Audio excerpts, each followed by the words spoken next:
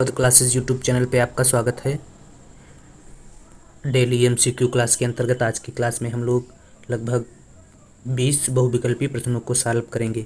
यह प्रश्न आगामी शिक्षक भर्ती परीक्षा जैसे टीजीटी, पीजीटी, नेट, जेआरएफ,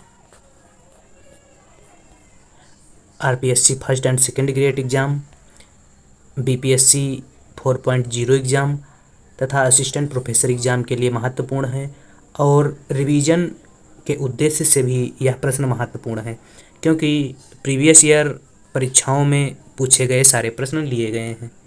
तो वीडियो स्टार्ट करते हैं और देखते हैं आज की क्लास में क्या क्या प्रश्न है। 1 नंबर प्रश्न है, यूएनडीपी मानव विकास रिपोर्ट 2023 के अनुसार विश्व में भारत का स्थान है। तो यूएनडीपी मानव विकास रिपोर्ट 2023 के अनुसार विश्व में भारत का स्थान जो है वह 132वां है। 2023 के अनुसार जो है स्थान 23-24 के अनुसार 134वां है और 2021-22 के अनुसार 32वां स्थान है। तो इसमें जो है 32 नंबर ऑप्शन दिया गया है, 132 2021-22 होगा। 21-22 के अनुसार जो है मानव विकास रिपोर्ट में भारत का स्थान 132वां है। 191 देशों में 2021-22 में भारत का 132वां स्थान है और एचडीआई रैंकिंग 0.633 बताई गई है तथा 2023-24 में 193 देशों में भारत का स्थान 134वां स्थान है और भारत की रैंकिंग 0.644 बताई गई है। 2023-24 में शीर्ष स्थान पर स्विट्जरलैंड को रखा गया है। मानव विकास रिपोर्ट जो है यूएनडीपी संयुक्त राष्ट्र विकास कार्यक्रम द्वारा जारी की जाती है और मानव विकास रिपोर्ट जो है 1990 से यूएनडीपी द्वारा जारी की जा रही है। संयुक्त राष्ट्र विकास कार्यक्रम के प्रमुख अर्थशास्त्रियों में महबूब उल हक तथा अमृत कुमार सेन मानव विकास सूचकांक बनाने में अपना प्रमुख योगदान देते हैं। मानव विकास सूचकांक को मुख्य रूप से 4 संकेतकों को ध्यान में रखकर बनाया जाता है और सूचकांक तैयार किया जाता है। इन 4 संकेतकों में जन्म के समय जीवन प्रत्याशा, शिक्षा और राष्ट्रीय आय को शामिल किया जाता है। शिक्षा में स्कूली शिक्षा के अपेक्षित वर्ष तथा स्कूली शिक्षा के औसत वर्ष को लिया जाता है। तो इस प्रकार से 2021-22 में यूएनडीपी मानव विकास रिपोर्ट के अनुसार विश्व में भारत का स्थान 132वां था। एक का जो सही आंसर है ए है। अगला 2 नंबर प्रश्न है, निम्न विकल्पों में से कौन सा मार्क्स के विकास मॉडल में शोषण की दर को प्रदर्शित करता है। तो मार्क्स के विकास मॉडल में शोषण की दर जो है S/V द्वारा प्रदर्शित की गई है। S/V शोषण की दर भी कहा गया है और इसे लाभ की दर भी कहा गया है। S/V जो है सी ऑप्शन में दिया गया है। तो 2 का सही आंसर सी है। अगला 3 नंबर, वर्तमान में मानव विकास सूचकांक का माप किया जा रहा है वंचनकारी परिप्रेक्ष्य में, अधिप्राप्ति परिप्रेक्ष्य में, आदर्शवादी परिप्रेक्ष्य में, स्वतंत्रतावादी परिप्रेक्ष्य में। तो वर्तमान में मानव विकास सूचकांक का जो माप है वह अधिप्राप्त परिप्रेक्ष्य में किया जा रहा है। बी सही है 3 नंबर प्रश्न का आंसर। अगला 4 नंबर प्रश्न है, न्यूनतम क्रांतिक प्रयास सिद्धांत है किसने प्रतिपादित किया गया, पूछा गया है। किसने प्रतिपादित किया? सोलो द्वारा प्रतिपादित किया गया, लेवेंस्टीन द्वारा, डोडान द्वारा और लेविस द्वारा। तो न्यूनतम क्रांतिक प्रयास का सिद्धांत लेवेंस्टीन द्वारा प्रतिपादित किया गया। बी ऑप्शन सही है। लेवेंस्टीन अपने सिद्धांत में झटकों तथा प्रोत्साहनों की धारणा का भी प्रयोग करते हैं। यह भी क्वेश्चन में कभी कभी पूछा जाता है कि किस अर्थशास्त्री ने विकास के सिद्धांत में झटकों तथा प्रोत्साहनों की अवधारणा का प्रयोग किया। तो लेवेंस्टीन ने प्रयोग किया है। इसके अलावा अगला जो प्रश्न है वह है द्वंद्वात्मक भौतिकवाद ऐतिहासिक विकास क्रम का मूलाधार है, यह किस अर्थशास्त्री की अवधारणा है। तो द्वंद्वात्मक भौतिकवाद की बात जो है कार्ल मार्क्स द्वारा की गई है। दास कैपिटल नामक पुस्तक के लेखक कार्ल मार्क्स ने द्वंद्वात्मक भौतिकवाद की बात कही है और कार्ल मार्क्स जो है डी ऑप्शन में दिया गया है, तो 5 का सही आंसर डी है। अगला 6 नंबर प्रश्न है, एक देश के आर्थिक विकास की प्रक्रिया को डब्ल्यू रोस्टो ने कितनी अवस्थाओं में बांटा। तो एक देश के आर्थिक विकास की प्रक्रिया को रोस्टो द्वारा जो है वह 5 अवस्थाओं में बांटा गया था। 5 अवस्थाएं कौन कौन सी हैं?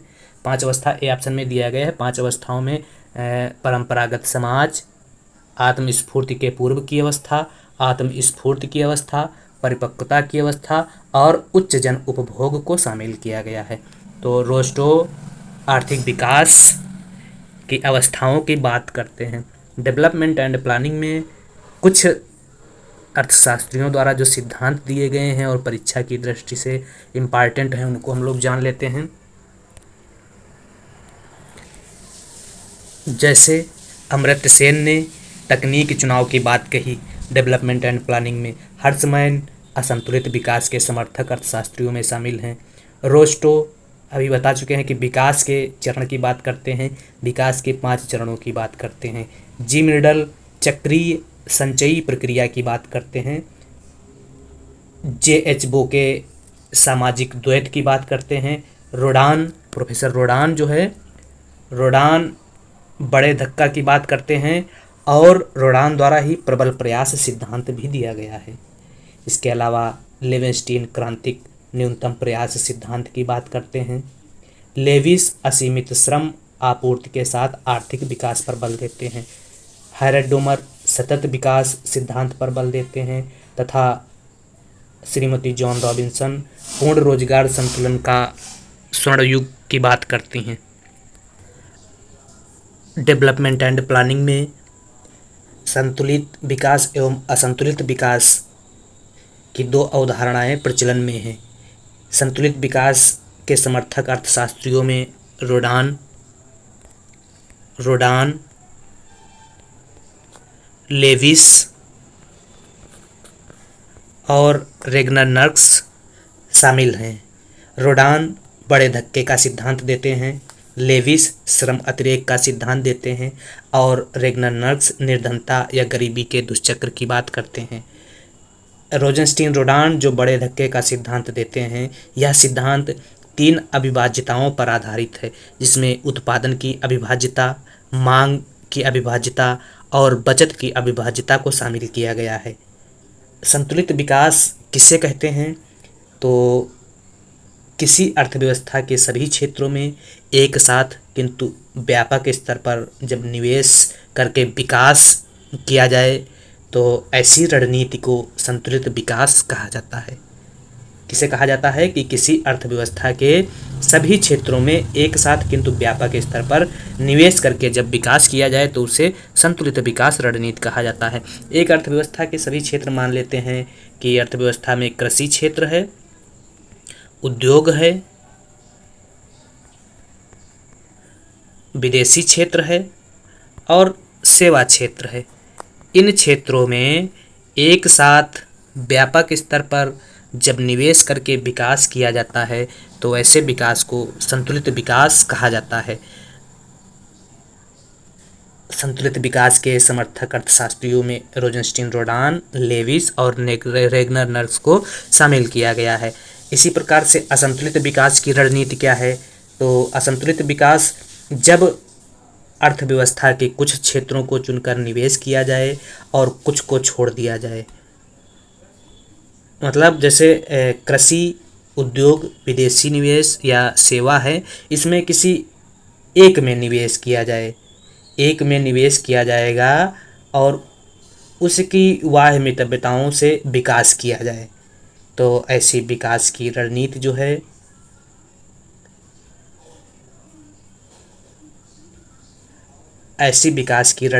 है असंतुलित विकास की रणनीति कहलाती है। अर्थव्यवस्था के कुछ चुने हुए क्षेत्रों में निवेश करके जो विकास प्राप्त किया जाता है उसे असंतुलित विकास की रणनीति के अंतर्गत रखा जाता है। हर्षमैन, प्रोफेसर हर्षमैन बहुत इम्पॉर्टेंट है। हर्षमैन, सिंगरहंस, लेवेंस्टीन, पाल स्टिडम, किंडलवर्गर और रोस्टो जो है असंतुलित विकास के समर्थक अर्थशास्त्रियों में शामिल हैं। प्रोफेसर हर्षमैन एसओसी डीएपी के माध्यम से संतुलन की बात करते हैं तथा लेवेंस्टीन क्रांतिक न्यूनतम प्रयास की सहायता से झटकों और प्रोत्साहनों के माध्यम से विकास की बात करते हैं तथा रोस्टो जो है विकास की 5 अवस्थाओं की बात करते हैं अपने सिद्धांत में। तो इस प्रकार यह अर्थशास्त्र डेवलपमेंट या विकास के अर्थशास्त्र के कुछ प्रमुख सिद्धांतों की बात थी। अगला जो प्रश्न है, निम्न में से कौन हैरड-डोमर मॉडल की मान्यता नहीं है। हैरड-डोमर मॉडल की अगर मान्यताओं की बात की जाए तो इसमें देख लेते हैं। पूंजीगत वस्तुओं का ह्रास नहीं होता है, ठीक है, पूंजीगत वस्तुओं का नहीं पूछा गया है, यह मान्यता है। बचत एवं विनियोग उसी वर्ष की आय से संबंधित होते हैं, यह भी है मान्यता। बचत की सीमांत प्रवृत्ति बचत की औसत प्रवृत्ति से अधिक है, तो यह मान्यता नहीं है। हैरड और डोमर अपने मॉडल में मानते हैं कि बचत की सीमांत प्रवृत्ति बचत की औसत प्रवृत्ति के बराबर होती है। इसमें बताया गया है कि बचत की सीमांत प्रवृत्ति बचत की औसत प्रवृत्ति से अधिक है, तो यह मान्यता नहीं है। बाकी बचत की सीमांत प्रवृत्ति स्थिर होती है, सी इसमें सही है। हैरड के सिद्धांत की कुछ प्रमुख मान्यताओं को हम लोग जानते हैं। पूंजीवादी एवं औद्योगिक अर्थव्यवस्था है जिसमें सरकार का हस्तक्षेप नहीं है, या कह सकते हैं हस्तक्षेप की नीति पर हैरड-डोमर सिद्धांत आधारित है। द्विक्षेत्रीय अर्थव्यवस्था है। शुद्ध निवेश ही जो है कुल निवेश है। निवेश तत्काल आय का रूप धारण कर लेती है।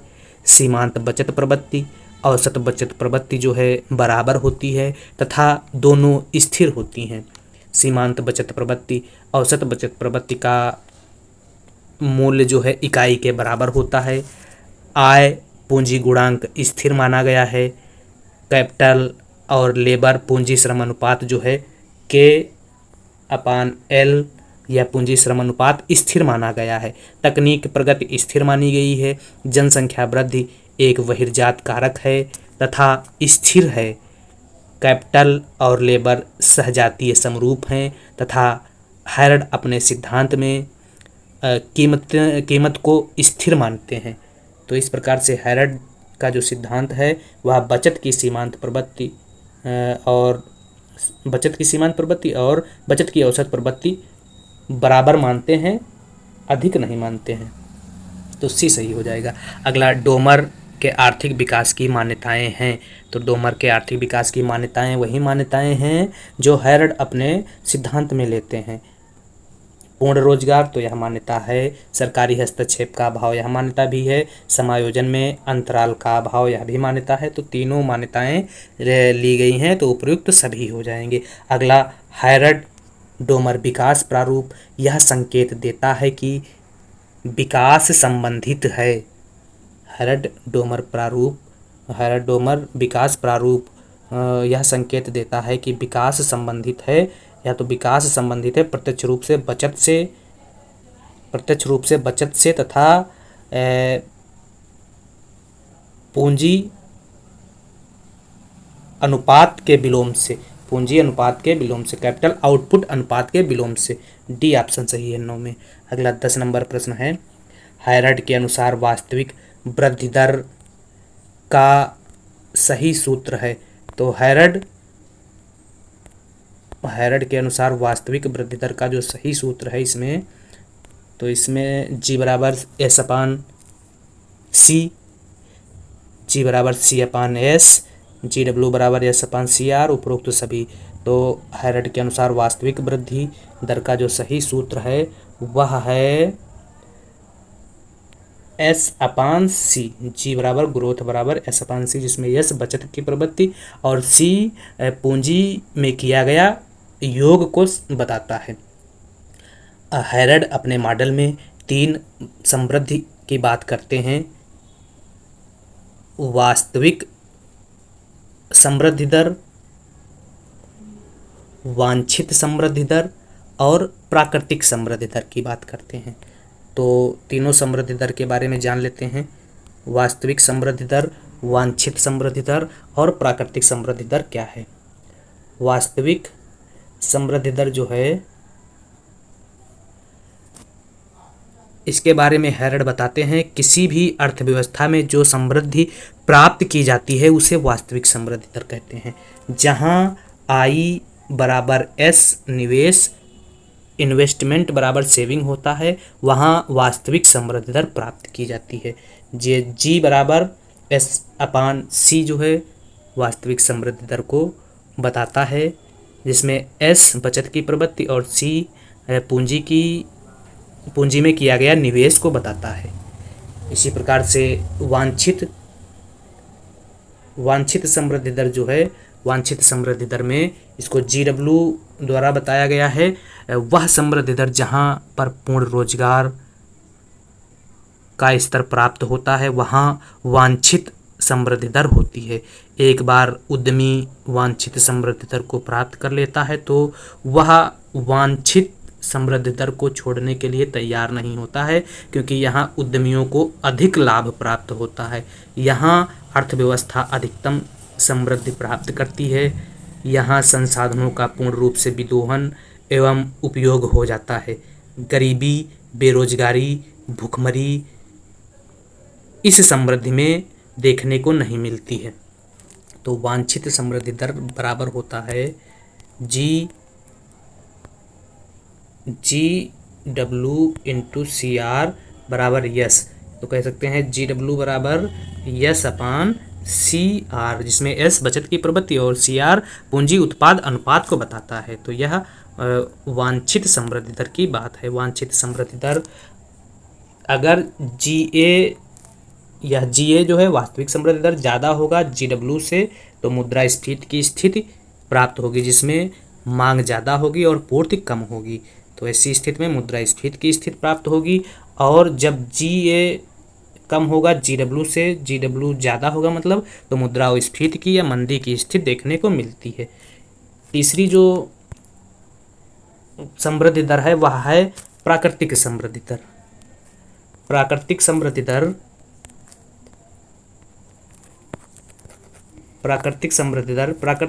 दर में इसको GN से दिखाया जाता है। तो प्राकृतिक समृद्धि दर GN ही तय करती है कि GA की दर क्या होगी। यहाँ समृद्धि की उच्चतम दर प्राप्त होती है और प्राकृतिक समृद्धि दर जो है सबसे व्यवहारात्मक वृद्धि दर है। इसमें जनसंख्या वृद्धि दर शामिल करते हैं। दीर्घकालीन सतत समृद्धि प्राप्त करने के लिए आवश्यक होता है कि GA मतलब वास्तविक समृद्धि दर, GA बराबर GW बराबर GN, तीनों बराबर हों।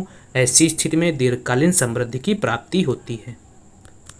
तो इस प्रकार से यह हैरड द्वारा बताई गई 3 समृद्धि दरों की बात है, जिसमें वास्तविक, वांछित और प्राकृतिक समृद्धि दर को शामिल किया गया है। अगला प्रश्न है, भारत में नीति आयोग का गठन कब हुआ। तो भारत में नीति आयोग का गठन 1 जनवरी 2015 को किया गया। 1 जनवरी 2015, इसमें कोई नहीं है, डी सही है। अगला, चाकूधार संतुलन की समस्या संबंधित है किसके मॉडल से? सैमुअल्सन मॉडल से, हैरड मॉडल से, हिक्स मॉडल से, कल्डार मॉडल से। तो चाकूधार समस्या जो है हैरड मॉडल से संबंधित है। और हैरड मॉडल में चाकूधार समस्या का मूल कारण K/L, के मतलब कैपिटल, लेबर पूंजी, कैपिटल श्रम और पूंजी अनुपात का स्थिर होना माना गया है। हैरड मॉडल में पूंजी और श्रम का स्थिर होना चाकूधार समस्या का कारण माना गया है। अगला प्रश्न है, तो हैरड बी सही है। अगला 12 नंबर प्रश्न है, 13 नंबर, हैरड के अनुसार यदि GA ज़्यादा है GW से तब होगा, तो GA जब ज़्यादा होगा GW से तो दीर्घकालीन अविस्फीत उत्पन्न होगी, क्रमिक चक्रीय उच्चावचन उत्पन्न होंगे, दीर्घकालीन अविस्फीत उत्पन्न होगी, कोई नहीं तो दीर्घकालीन अविस्फीत उत्पन्न होगी। 13 का सही आंसर सी है। अगला 14 नंबर प्रश्न है, हायरार्ड के विकास मॉडल में निम्न में से किसे विकास की अधिकतम व्यवहार्य दर के रूप में देखा जाता है? तो अभी हम बता चुके हैं, जो प्राकृतिक विकास दर है उसे अधिकतम व्यवहार दर के रूप में देखा जाता है। तो प्राकृतिक विकास दर ए ऑप्शन में है। 14 का सही आंसर ए है। अगला 15 नंबर प्रश्न है, हायरार्ड मॉडल में विकास की वांछित दर GW बराबर होती है। तो हायरार्ड मॉडल में विकास की वांछित दर बचत की सीमांत प्रवृत्ति बटे पूंजी उत्पाद अनुपात के बराबर होती है। बचत की सीमांत दर बटे पूंजी उत्पाद अनुपात के बराबर होती, बी सही है 15 नंबर प्रश्न में। अगला 16 नंबर प्रश्न है, मूक क्रांति का संबंध है सभी क्रांतियों पर निगरानी से, मोटे अनाजों का उत्पादन से, टमाटर एवं मांस का उत्पादन से, भिंडी उत्पादन से। तो मूक क्रांति का संबंध जो है मोटे अनाज के उत्पादन से है। 16 का सही आंसर बी है। अगला 17, परमाणु क्रांति का संबंध है। तो परमाणु क्रांति का संबंध भिंडी उत्पादन से है। भिंडी उत्पादन ए में है। 17 का सही आंसर ए। अगला 18 नंबर प्रश्न है, उत्पादन समाप्ति प्रमेय संबंधित है। उत्पादन समाप्ति प्रमेय किससे संबंधित है? हायरार्ड-डोमर मॉडल से, AP लर्नर से, यूलर से, हैबरलर से। तो उत्पादन समाप्ति प्रमेय जो है यूलर से संबंधित है। सी सही है 18 नंबर प्रश्न में। 19, निम्न में कौन सी पंचवर्षीय योजना हायरार्ड-डोमर मॉडल पर आधारित है? पहली, दूसरी, पांचवी, छठी। तो पहली पंचवर्षीय योजना हायरार्ड-डोमर मॉडल पर आधारित है, जिसमें कृषि विकास पर अत्यधिक जोर दिया गया। और पहली पंचवर्षीय योजना 1951 से 1956 तक चलाई गई, जो हायरार्ड-डोमर मॉडल पर आधारित है। अगली है, कौन सी पंचवर्षीय योजना केवल 4 वर्षों तक चलाई गई? तो पांचवी पंचवर्षीय योजना जो है केवल 4 वर्षों तक चलाई गई। 1979 में समाप्त होना था, 1978 में ही समाप्त हो गई थी। इकलौती पंचवर्षीय योजना है जो 4 वर्षों के लिए चलाई गई थी, और 1978 में इसको समाप्त करके, पांचवी पंचवर्षीय योजना को समाप्त करके जनता दल द्वारा जो है अनवरत योजना की शुरुआत की गई, रोलिंग प्लान की शुरुआत की गई थी। रोलिंग प्लान के प्रणेता जो है गुरनार मिडल को माना जाता है, और भारत में DT लकड़वाला ने इसे प्रतिपादित किया था। अगला प्रश्न है, विश्व गरीबी दिवस कब मनाया जाता है? विश्व गरीबी दिवस कब मनाया जाता है? तो विश्व गरीबी दिवस जो है वह 17 अक्टूबर को मनाया जाता है। 17 अक्टूबर बी ऑप्शन में दिया गया है, तो इसका हो जाएगा बी आंसर सही हो जाएगा। अगला प्रश्न है, इसके अलावा कुछ दिवस से संबंधित प्रश्न अर्थशास्त्र में पूछ लिए जाते हैं, जैसे जल दिवस। तो जल दिवस जो है वह 22 मार्च को मनाया जाता है। 22 मार्च को जल दिवस मनाया जाता है। पर्यावरण दिवस 5 जून को मनाया जाता है, और विश्व मृदा दिवस 5 दिसंबर को मनाया जाता है, तथा विश्व खाद्यान्न दिवस 16 अक्टूबर को मनाया जाता है, और पृथ्वी दिवस 22 मार्च को मनाया जाता है, तथा सांख्यिकी दिवस 20 अक्टूबर को मनाया जाता है। और आप लोग कमेंट में बता दीजिए शौचालय दिवस कब मनाया जाता है? शौचालय दिवस कब मनाया जाता है? तो इसका जो सही आंसर है वह है 17 अक्टूबर। अगला है, जनता योजना के जनक कौन है? तो जनता योजना के जनक दादा भाई नौरोजी, KN राय, PC महालनोबिस, जगदीश भगवती। तो जनता योजना के जनक में KN राय को शामिल किया है। MN राय होगा, KN राय नहीं, MN राय। PC महालनोबिस, जनता योजना के जनक PC महालनोबिस, सी ऑप्शन इसमें ले लेते हैं। तो इस प्रकार से आज की इस क्लास में हम लोगों ने यह 22 नंबर प्रश्न आप लोग चेक कर लीजिए। जनता योजना MN राय जनता योजना के जनक के रूप में माने जाते हैं। इसको आप लोग चेक कर लीजिए एक बार। इस प्रकार से आज की इस क्लास में हम लोगों ने 22 बहुविकल्पी प्रश्नों को सॉल्व किया है। प्रश्न आगामी शिक्षक भर्ती परीक्षा के लिए महत्वपूर्ण है तथा रिवीजन की दृष्टि से महत्वपूर्ण है। आप लोग economics Awadh classes YouTube channel पे अगर नए हैं तो वीडियो को लाइक, शेयर और अपने दोस्तों तक शेयर करें तथा सब्सक्राइब करें। वीडियो देखने के लिए धन्यवाद।